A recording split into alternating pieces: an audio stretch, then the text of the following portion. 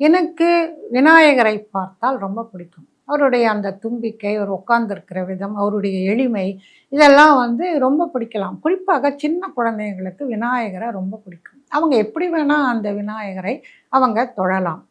அவரும் அருள் செய்கிறார். ஒரு சாதாரண ஒரு சின்ன பையன் ஒரு சொம்பில தண்ணி கொண்டு போய் அவர் தலையில ஊத்துனா கூட, அவர் அதை ஏற்றுக்கொள்கிறார். இப்ப அதே மாதிரி விநாயகர் அப்படின்னு சொன்னா, அவருக்கு பெரிய ஒரு பட்டாட்டோப்பம்லாம் தேவையே கிடையாது. ஒண்ணுமே இல்ல. ஒரு ஒரு மஞ்சளையோ, ஒரு சாணியையோ புடிச்சு, இவர் தான் பிள்ளையார் அப்படின்னு சொல்லிட்டு, அவருக்கு 2 அருகம்புல், அது கூட சாதாரணமா தெருவுல கிடைக்கும்.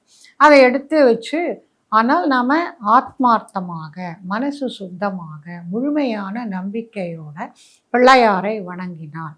அந்த பிள்ளையார் நமக்கு அருள் கொடுக்கிறார். உங்களுக்கு ஔவையார் கதையெல்லாம் தெரியும். ஔவையாரை அப்படியே கொண்டு போய் கைலாயத்திலே வைத்தவர் பிள்ளையார். நிறைய பிள்ளையாரிடமிருந்து அருள் பெற்றவர்கள் அப்படிங்கிறவர் நிறைய பேர் உண்டு.